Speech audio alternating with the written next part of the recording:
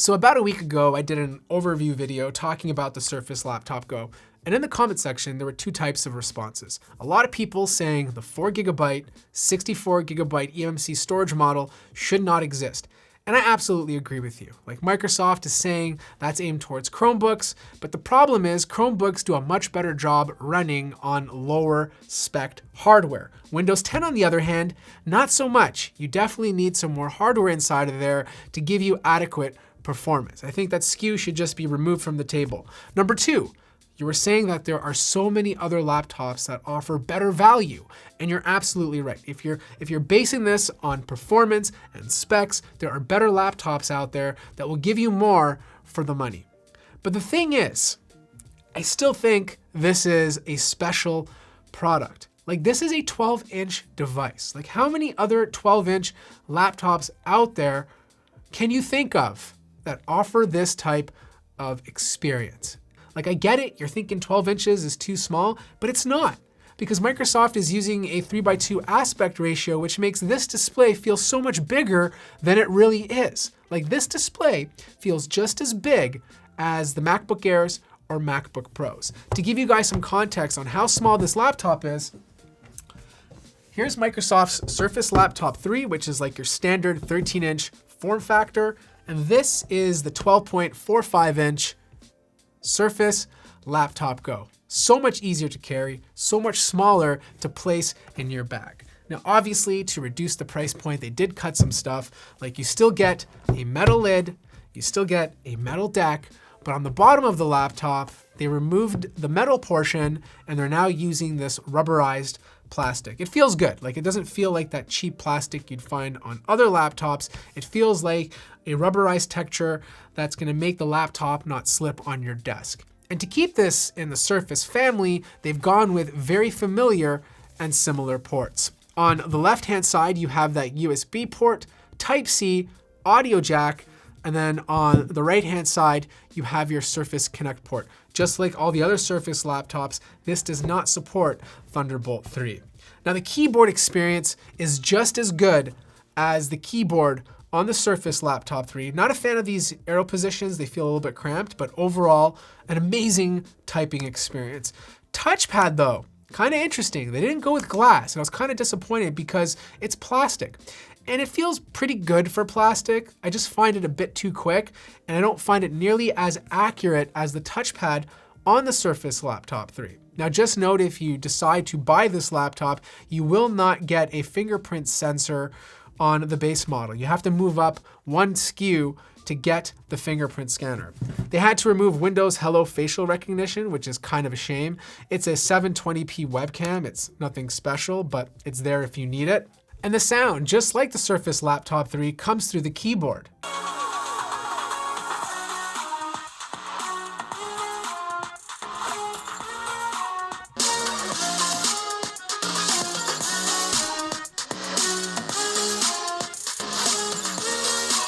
So another thing about this display is it's not as pixel dense as the Surface Laptop 3. Like to put it in perspective for you, it has about 140-ish PPI, which is not quite 1080p, but it's also not 720.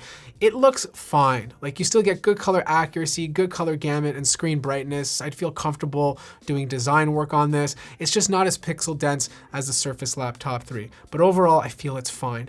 It's touch, but you can't use the Surface Pen with this. You can input with your fingers, but you can't draw or sketch on the screen. Unfortunately, you can't upgrade anything inside. Whatever model you decide to buy, that's exactly what you're stuck with for the lifetime of this laptop. Just note, the battery life on this is exceptional. I got over 12 hours of use before needing to charge. The only area it quite differs is performance. It's really conservative. I compare this a lot to the i5 and the Dell XPS 13 since it's using the same CPU. It doesn't overheat.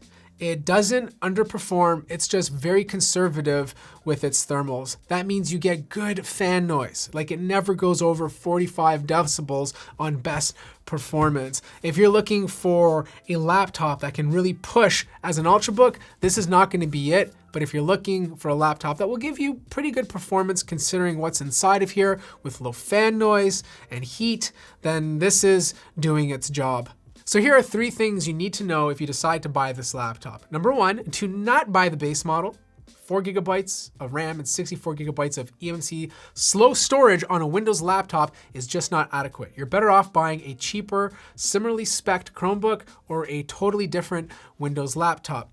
Number 2, when you buy this, you can't upgrade anything, okay? It's not upgradable. So keep that in mind. And number 3, there's better value to performance out there.